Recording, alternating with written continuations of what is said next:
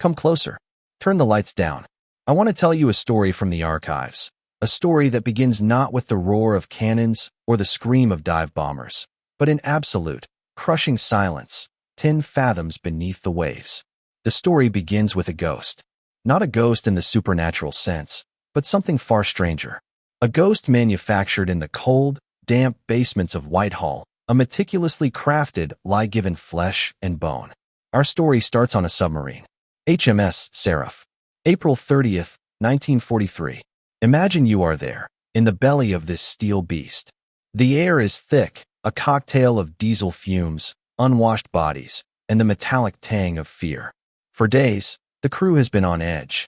This is not a normal patrol. They are hunting nothing. They are running from nothing. They are simply transporting something. Something sealed in a massive steel canister, stowed on deck, marked handle with care optical instruments. But the few officers who know the truth can feel its presence through the hull. It's a cold spot in the soul of the ship. The commander, Lieutenant Norman Jewell, is a young man, but the pressure of the last 72 hours has carved new lines around his eyes. He stands in the control room, bathed in the soft, red glow of the battle lanterns. Every creak of the hull, every ping of the sonar, feels like a drumbeat counting down to a moment that has no precedent in any Royal Navy manual. His orders, direct from the Admiralty, are the stuff of madness. They are not to engage the enemy. They are to approach a specific point off the coast of Huelva, in neutral Spain, surface in the dead of night, and deliver a package. At 0430, Jewell gives the order. Surface. The familiar, gut-wrenching lurch as the ballast tanks blow.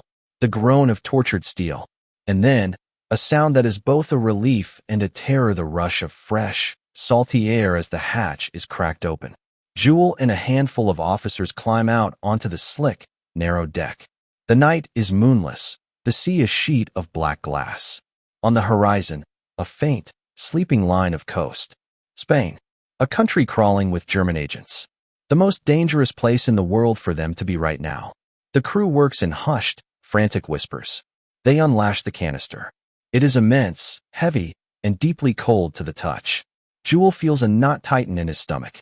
This whole affair feels less like an act of war and more like a midnight desecration. They pry the lid open. Inside, packed in dry ice that billows out like escaping souls, is the cargo. It is a man, or what used to be a man, dressed in the full uniform of a major in the Royal Marines, a trench coat draped over him, his face pale and waxy in the faint starlight. A briefcase is chained to his wrist. This is the anomaly.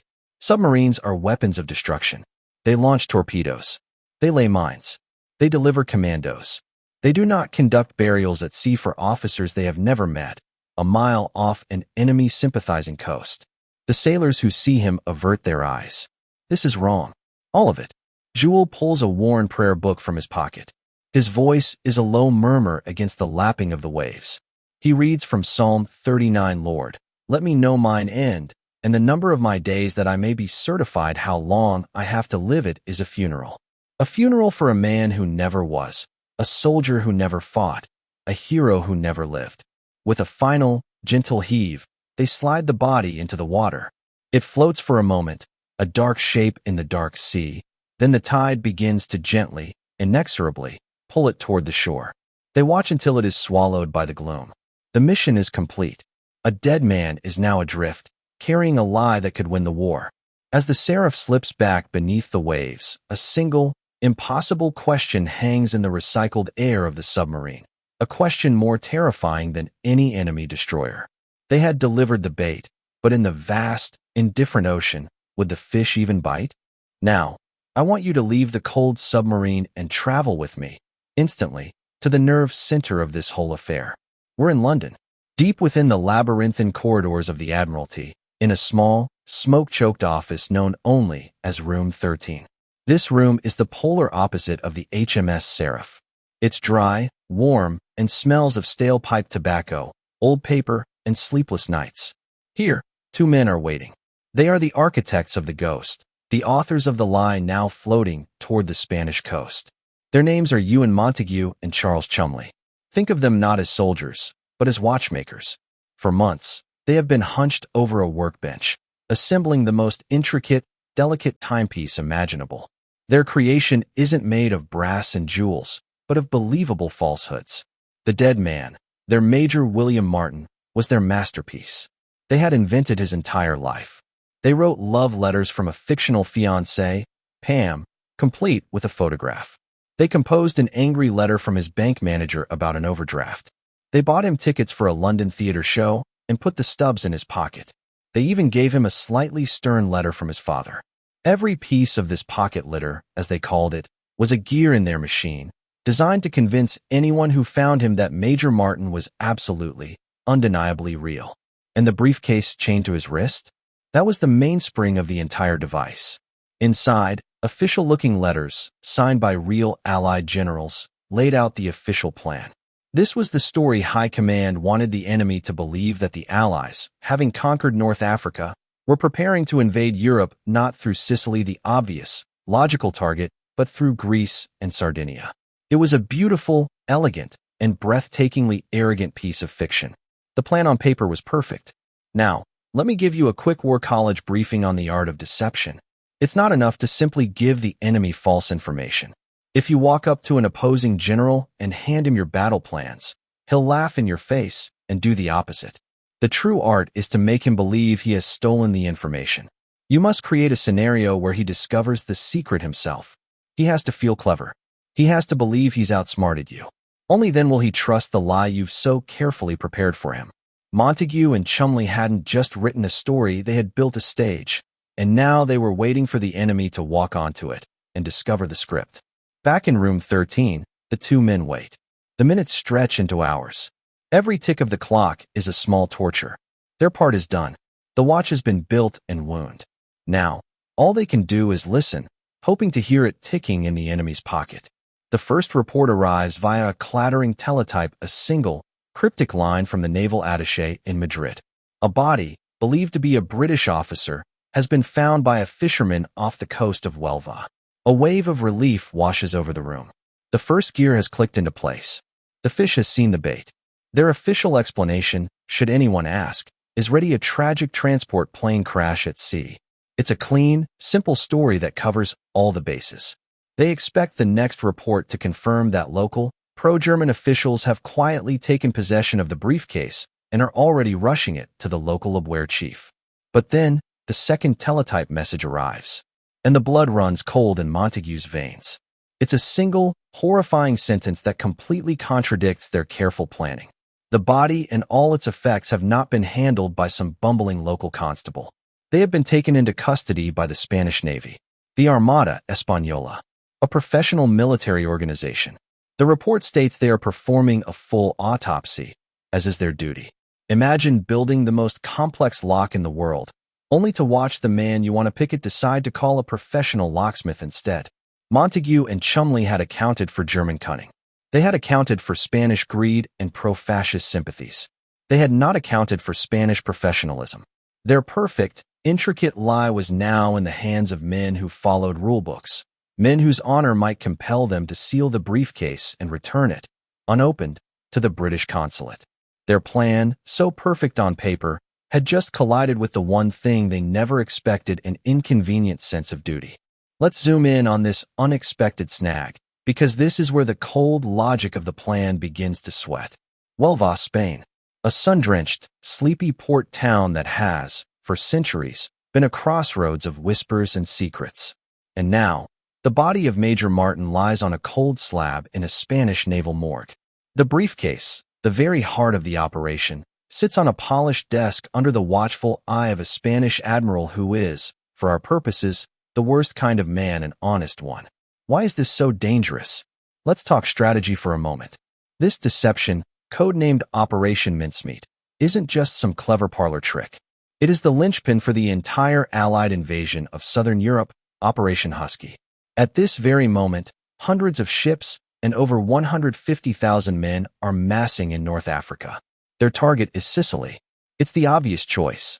It's a stepping stone to Italy, a way to knock one of the Axis partners out of the war and open up what Churchill famously called the soft underbelly of Europe. But here's the brutal arithmetic of an invasion. The defender always has the advantage. They can dig in, fortify the beaches, and pre-sight their artillery. Attacking Sicily without some kind of surprise would be like trying to kick down a locked steel door. The casualties would be catastrophic. We're talking tens of thousands of lives lost on the beaches before the first man even made it to dry ground. Operation Mincemeat was designed to be the key to that door. It was meant to convince the Germans to move their best troops away from Sicily, to send their panzer divisions and their elite paratroopers to Greece and Sardinia, leaving the real target, Sicily, relatively undefended. This wasn't just about making the invasion easier, it was about making it possible. The stakes were not a single battle. The stakes were the entire Second Front. The lives of thousands of men in the landing craft, the success of the Italian campaign, and the timeline for ending the war in Europe all rested on the contents of that briefcase. If the Germans didn't get the documents, if they weren't completely and utterly convinced by them, Sicily would become a slaughterhouse. Every single soldier preparing to storm those beaches was, at this moment, unknowingly gambling his life on the corpse of a man who never was. Back in London, this reality is crashing down on Montagu and Cholmondeley. Their manufactured ghost is in danger of being exorcised by Spanish bureaucracy. They are now facing a nightmare scenario: the Spanish Navy, in a gesture of diplomatic goodwill between two neutral nations, could simply hand the briefcase over to the British consul in Huelva. It would be sealed, stamped, and returned with condolences. It would be sealed, stamped, and returned with condolences. The lie would die on a sterile desk in a Spanish office. The Germans would never see it. And the boys on the boats would pay the price in blood. The clock is not just ticking anymore, it's screaming. Every hour the briefcase remains in honorable Spanish hands is an hour the German high command continues to reinforce Sicily. Panic begins to set in. Montagu starts firing off a series of increasingly frantic, yet carefully worded, telegrams to the naval attaché in Madrid, a man named Alan Hilgarth. The messages are a masterclass in diplomacy, cloaked in the language of bureaucratic impatience. Deeply anxious to learn fate of documents. Imperative that we recover the briefcase. Can you stress the highly sensitive and secret nature of the contents? They are trying to play a game of reverse psychology. By appearing desperate to get the briefcase back, they hope to signal to any listening German ears that its contents are immensely valuable. They are trying to turn Spanish efficiency into a weapon against itself. Their hope, their entire strategy, now rests on a single, desperate gamble that the German intelligence network in Spain is as good as they fear it is, and that a local Abwehr agent, a spy in the Spanish ranks, will see the British panic and understand that this is a prize too valuable to let slip away. They have to hope that greed and suspicion will overcome honor. The mission has reached its point of no return. They can't recall the body. They can't send in a team. All they can do is wait and pray that in the quiet, sunlit offices of Huelva, a German spy is about to make the biggest mistake of his career. Let's leave the frantic tension of London and travel to the source of their anxiety. We're in Madrid now, in a nondescript office that serves as the local headquarters for the Abwehr, German military intelligence. And here we meet the man who will become the unwitting star of our little drama. His name is Major Karl Erich Cholmondeley. Cholmondeley is not some monocled, jackbooted villain from a movie. He's a professional, cautious, meticulous, and deeply proud of the intelligence network he has built across Spain. He is a spider, and Spain is his web. He has agents everywhere in the docks, in the government ministries, even, he boasts, inside the British embassy itself. His job is to collect whispers, rumors, and scraps of information and weave them into a coherent picture for his superiors in Berlin. For months, that picture has been screaming one word: Sicily. All his sources, all the troop movements, all the shipping patterns pointed to Sicily as the next Allied target. It was the logical move, the textbook play. But then, something new and strange lands on his desk. It's a report from one of his men in Huelva. A British officer, a Major Martin, has washed ashore. This is unusual, but not unheard of. The interesting part is the briefcase, chained to his wrist. And the most interesting part of all is the sudden, almost hysterical flurry of diplomatic cables coming from the British Admiralty, demanding pleading for its immediate return. This is the first clue. For a man like Cholmondeley, British panic is a scent as distinct as blood in the water. The British are notoriously stoic, masters of the stiff upper lip. For them to show this level of open anxiety over a lost briefcase is completely out of character. It's a tell. It's a flicker of an eyelid in a high-stakes poker game. Cholmondeley leans forward. What could possibly be in that briefcase that would make the famously unflappable Royal Navy lose its composure? His mind begins to race. Perhaps his long-held Sicily theory was wrong. Perhaps it was a feint, a deliberate misdirection to distract from the real target. He immediately dispatches his best agent in Huelva, a man with deep connections inside the Spanish military command. The agent's instructions are simple: get your hands on that briefcase. The Spanish, ever mindful of their delicate neutrality, are reluctant. They don't want to provoke the British. But Cholmondeley's agent is persuasive. He uses a time-honored tool of espionage: the bribe. A stack of pesetas, a promise of future favors. The Spanish admiral in charge, while honorable, is also pragmatic. He understands the political winds. He agrees to allow the German agent a brief, unsupervised moment with the contents of the briefcase. He will look the other way. And so, in a quiet, locked room, the heart of Operation Mincemeat is finally laid bare. The agent, with delicate hands, steams open the envelopes. He carefully removes the documents, photographing each one with a miniature camera. He sees the personal letters, the bank statement, the theater tickets, all the pocket litter that creates the illusion of a real man. Then, he gets to the prize: the official letters between General Nye and General Alexander. He reads them, and his breath catches. There it is, in black and white, on official letterhead. The Allied invasion plan. The target is not Sicily. The main assault will be directed at Sardinia, with a secondary, diversionary attack aimed at Greece. Sicily is mentioned, but only as a feint to draw German reserves away from the real battlefields. The agent works quickly, meticulously. He photographs everything, then painstakingly reseals the envelopes, putting every crease back exactly as it was. He returns the documents to the briefcase. To the casual observer, it would appear untouched. The briefcase is then dutifully handed over to the British. Back in Madrid, Cholmondeley develops the film. He reads the translated documents, his excitement growing with every word. It is a breathtaking intelligence coup, the kind of thing spies dream of. It's the entire Allied playbook, delivered to him by a dead man. He has single-handedly uncovered the enemy's most vital secret. He feels a surge of triumph. The Sicily buildup must be the greatest headfake in military history. The British weren't just good, they were brilliant. But he, Karl Erich Cholmondeley, had been more brilliant. He had seen through their deception. He attaches his own analysis, confirming his belief in the authenticity of the documents, and transmits the entire package via encrypted radio to Berlin. It is marked with the highest possible urgency classification for the Führer's eyes only. The first clue has been found, and the lie is now rocketing towards the one man who could turn it into a catastrophic reality. Let's follow that lie. We're moving from the dusty streets of Madrid to a place of chilling, almost theatrical, power. The Wolf's Lair. Rassenburg, East Prussia. A damp, mosquito-infested complex of concrete bunkers hidden deep in a forest. This is the military headquarters of the Third Reich and the court of its absolute monarch, Adolf Hitler. I want you to understand the atmosphere here. This is not a place of open debate or strategic brainstorming. It's a place of pronouncements.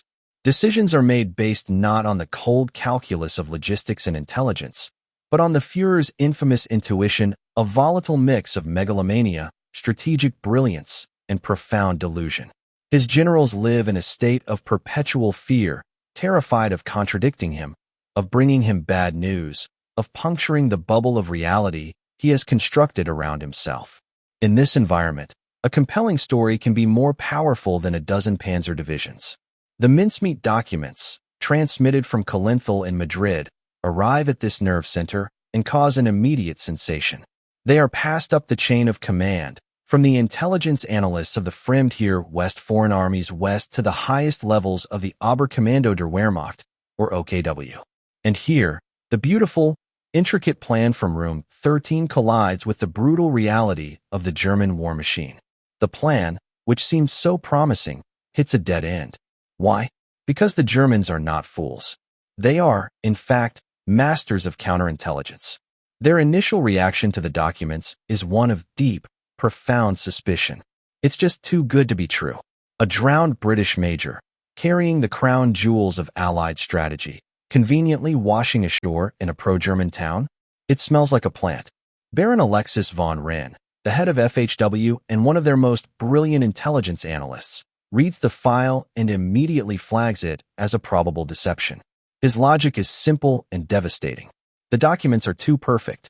The information is too clear. Real military plans are messy, full of codicils and last-minute changes. This felt scripted. He points out a dozen small inconsistencies. Would the British really be so careless as to send such a plan via a single officer on an airplane? Why wasn't it in a locked diplomatic bag? The entire scenario felt staged. For a few terrifying days, it seems the entire operation is about to collapse. The lie is being rejected by the very immune system it was designed to fool. But then, the enemy's own genius, or in this case, his fatal flaw, comes to the rescue of the plan.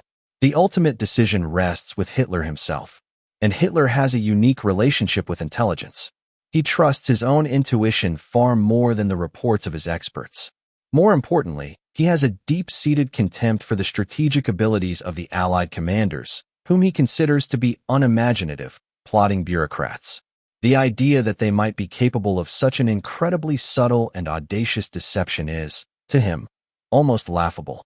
But the most critical factor is this: the mincemeat documents don't just present a plan, they flatter Hitler's own strategic thinking. For months, Hitler himself has been obsessing about the Balkans. He is convinced the Allies will strike there, in Greece, to knock out his Romanian oil fields and open a route to Russia. He sees the Balkans as the true soft underbelly, not Italy. The mincemeat documents, arriving on his desk, are not just intelligence, they are a confirmation of his own pre-existing beliefs. They are an echo of his own genius. The captured letters tell him exactly what he wants to hear. And so, he makes his decision. He overrules his skeptical intelligence chiefs. Baron von Wren is told to stand down. Hitler declares the documents to be genuine. He is convinced. This isn't a British trick, it's a stroke of incredible luck. The trap laid by Montagu and Cholmondeley has been sprung, but not in the way they imagined. They thought they were appealing to German logic. Instead, they had unwittingly stumbled upon the key to unlocking Hitler's paranoia. Their promising lead, the perfect intelligence coup, had nearly become a dead end, dismissed as a clumsy fake. It was saved only because the lie they had constructed was so perfectly shaped to fit the psychological contours of one man's ego.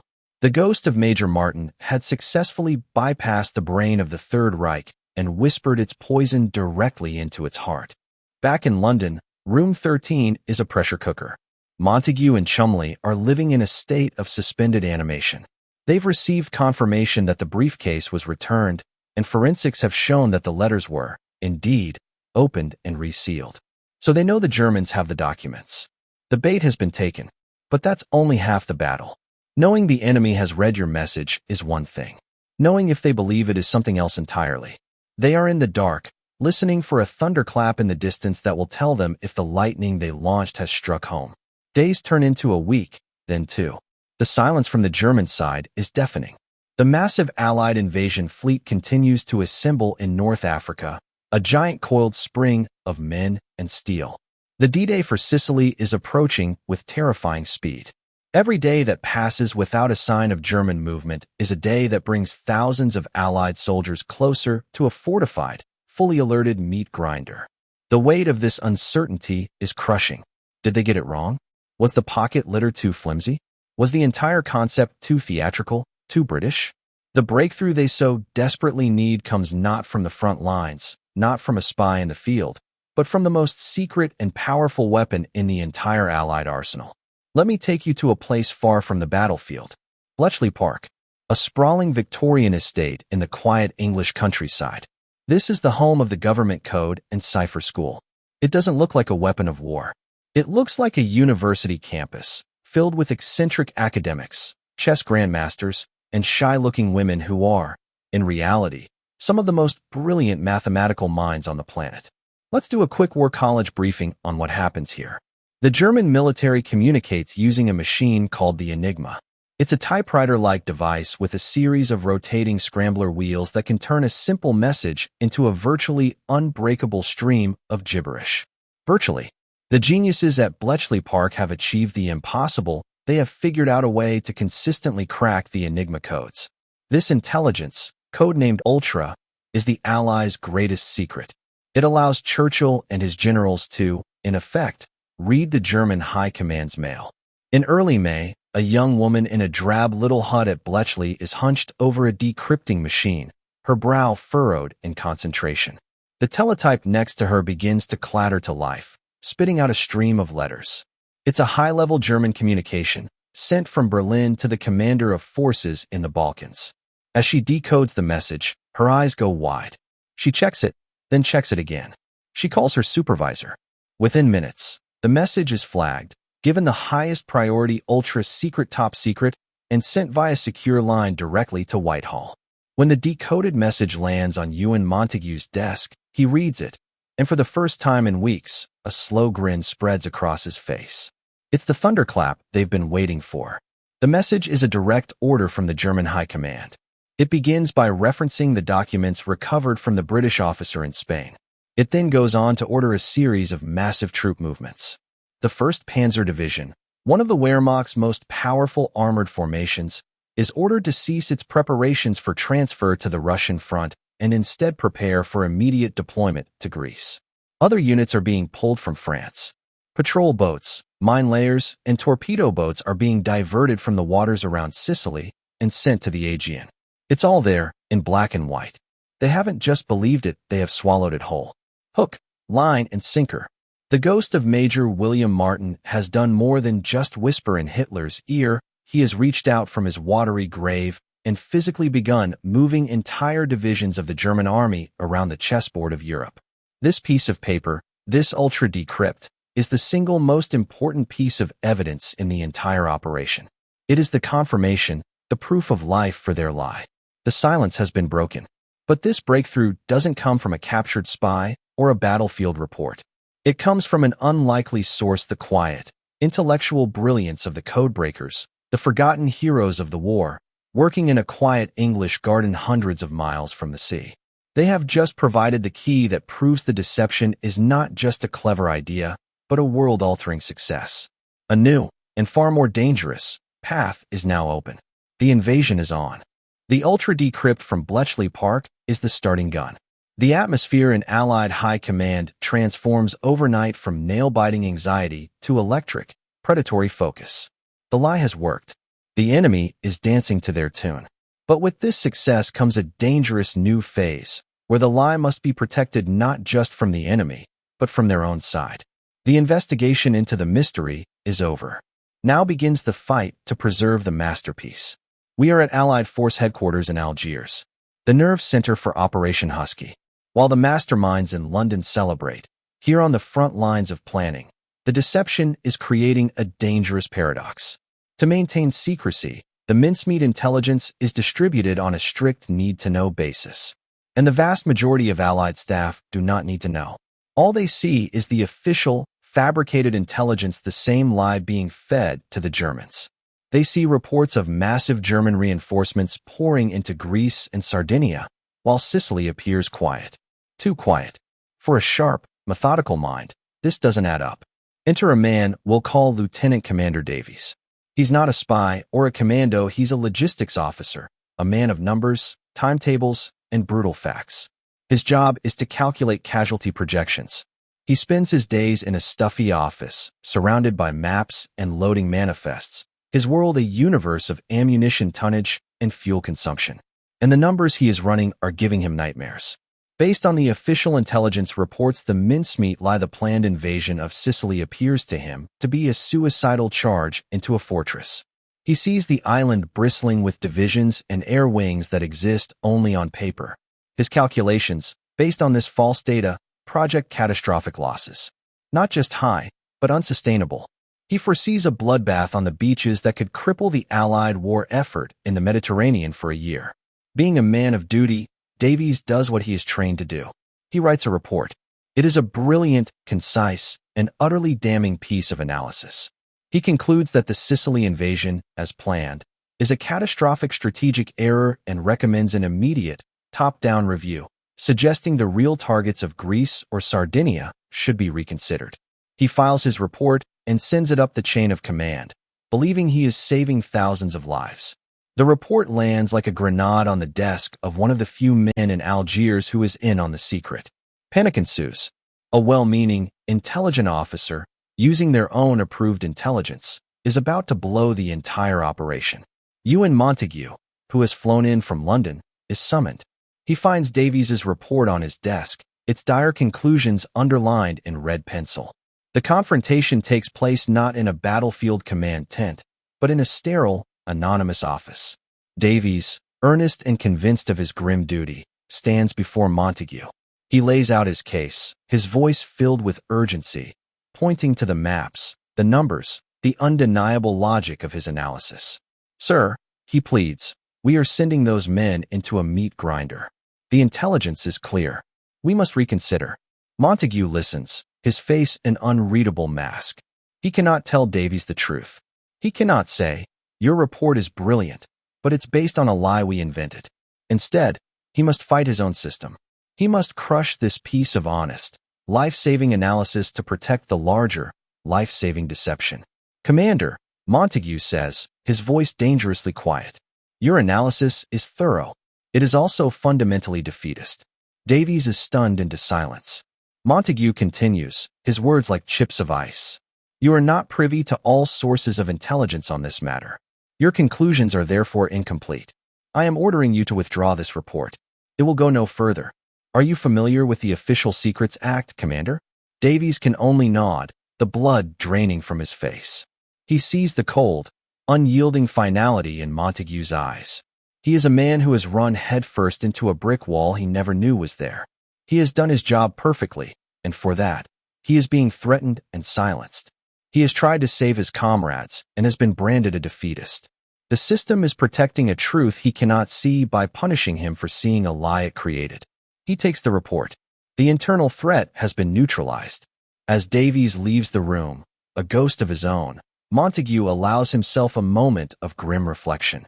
The lie had been protected, but in silencing the voice of caution within their own ranks, he had created a new, terrifying risk that in the chaos of battle, their own commanders, deprived of the real picture, might hesitate, might make a fatal mistake, all in the name of a fiction he himself had authored.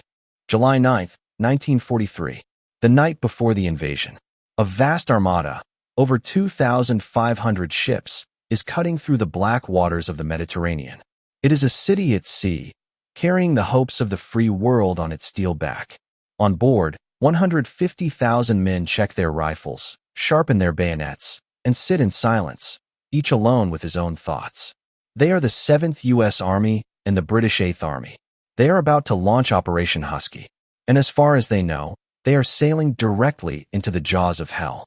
But in the highest echelons of the German command, our lie is facing its final, most dangerous test. The system is pushing back. Not everyone in the Wehrmacht has been convinced by the Führer's intuition. A faction of senior, professional officers, particularly Field Marshal Albert Kesselring, the German commander-in-chief south, is watching the massive Allied fleet sail for Sicily and screaming that the Emperor has no clothes. Kesselring is in Italy.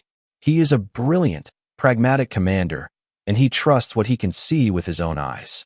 And what he sees is the largest amphibious force in human history bearing down on his position. He bombards the OKW headquarters in Rassenburg with frantic messages. "Invasion of Sicily imminent," he signals. All evidence points to a major landing within 24 hours. He requests he begs for the panzer divisions in Greece and Sardinia to be released and sent to him immediately.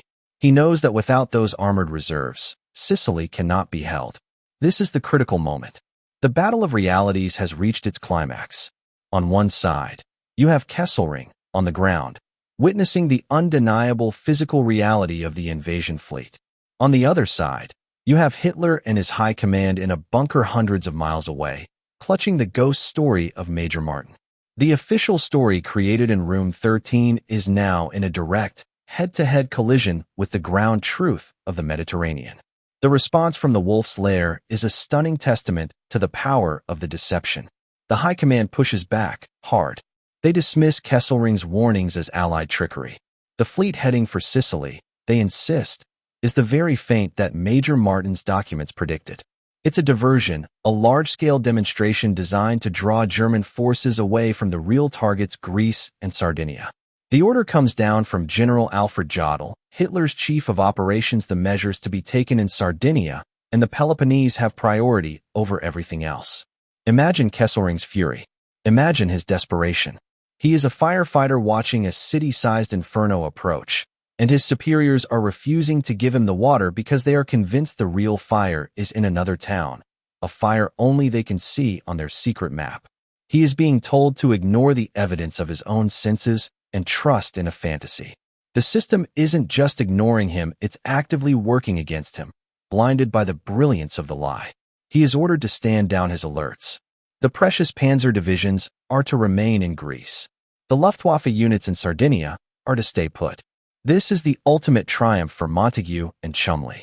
Their manufactured reality has become more powerful than the actual, physical reality of a 2,500-ship armada. But for the German soldiers garrisoning the beaches of Sicily, it is a death sentence. They are being abandoned by their own high command, sacrificed on the altar of a dead man's fiction. The system, designed to protect them, is now ensuring their destruction. As the first landing craft begin to lower into the churning sea, Kesselring can do nothing but watch. The warnings have been sent. The evidence has been presented, and the system has rejected it all. The plan from Room 13 is no longer just a theory, it's an active, malevolent force on the battlefield, paralyzing the German response at the most critical moment imaginable. The catastrophe that Kesselring tried to prevent is now, thanks to his own leadership, irrevocably set in motion. We have arrived at the lowest point, but not for our investigators in London. For them, this is the moment of agonizing triumph. The true lowest point belongs to the men whose lives were shaped by the truth and the lie. I want you to see this moment through two sets of eyes. First, imagine you are a young German lieutenant. Let's call him Klaus. For weeks, he has commanded a machine gun nest overlooking a wide, sandy beach on the southern coast of Sicily. His position is well sighted. His men are veterans of the Afrika Korps, and his field of fire is a perfect, fan-shaped killing zone. He has been on high alert for a month, sleeping in his boots, nerves frayed to the breaking point. But 3 days ago, a new order came down from on high. The alert was relaxed. The main enemy effort, they were told, would be in Greece. Sicily was a sideshow. He and his men felt a wave of relief. They were safe. Now, it is the pre-dawn blackness of July 10th. The wind is howling, whipping up a vicious surf. A storm has blown in, and Klaus is huddling in his concrete pillbox, thinking that not even the craziest Allied commander would try a landing in this weather. Then, through the darkness and the spray, he sees it. At first, it's just a shape, a shadow darker than the others. Then another, and another. His blood runs cold. The horizon is not a line anymore. It is a solid, jagged wall of ships. It is not a raiding party. It is not a diversion. It is the end of the world.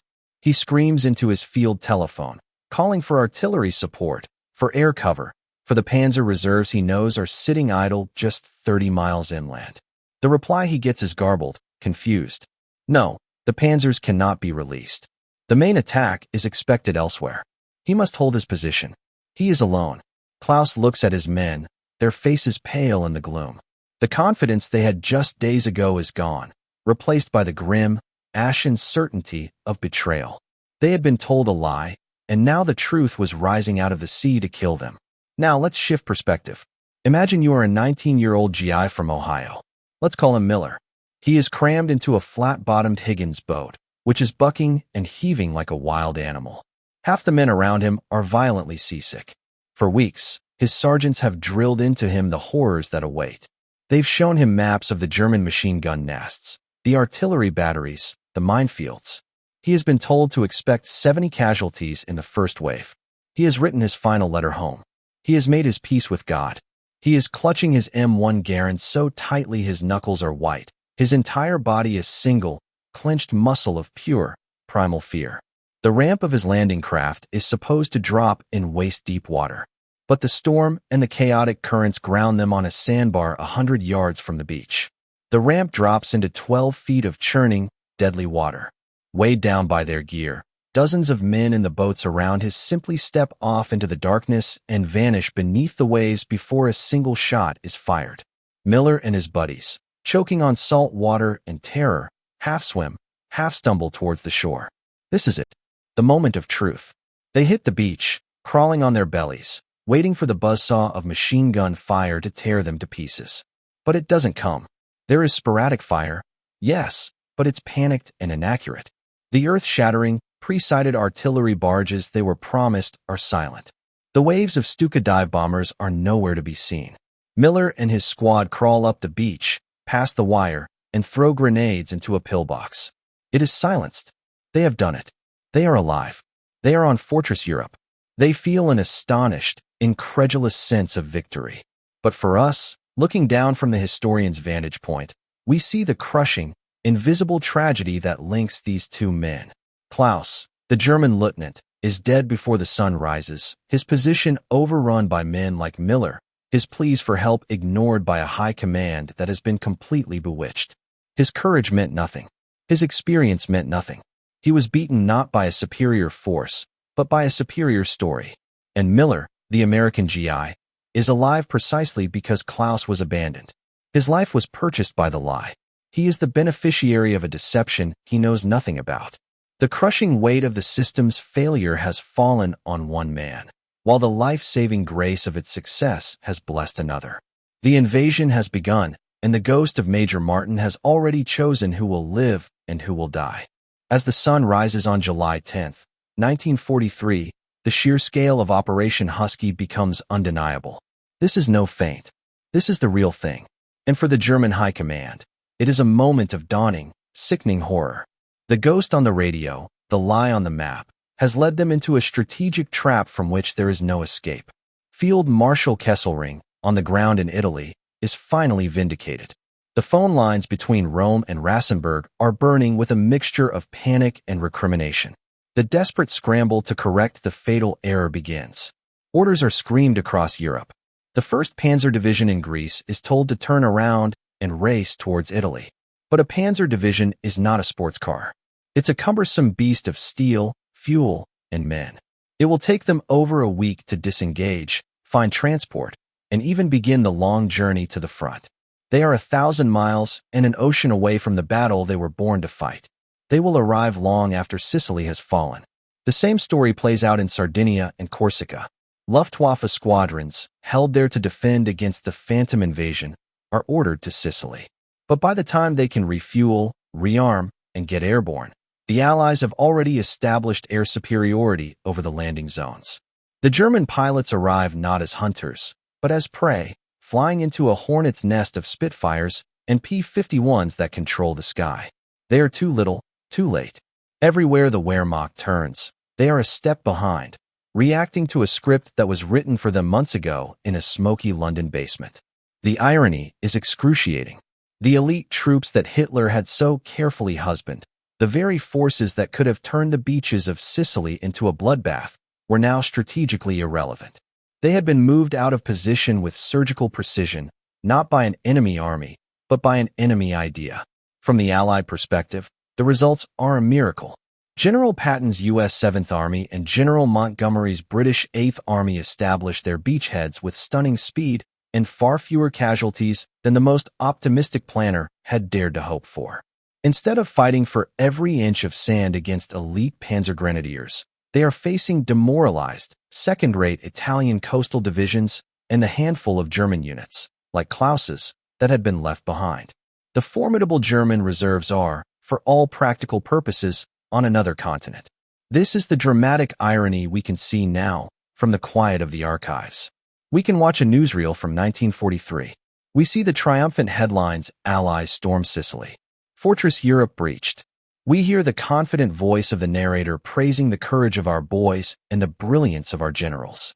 And the praise is deserved. But there's a secret context, a hidden layer to the story that no one knew at the time. The stunning success of Operation Husky was not just a victory of arms, but a victory of the imagination. The most important blow of the entire campaign was not struck by a bomb or a shell. It was struck months earlier, when a lonely submarine surfaced in the dark and delivered a dead man to the tide. The The battle for Sicily rages for 38 days. It is a hard, bloody fight, especially in the rugged interior. But the outcome is never in doubt. The initial, critical phase, the landing, has been a spectacular success. The door to Europe has been kicked in,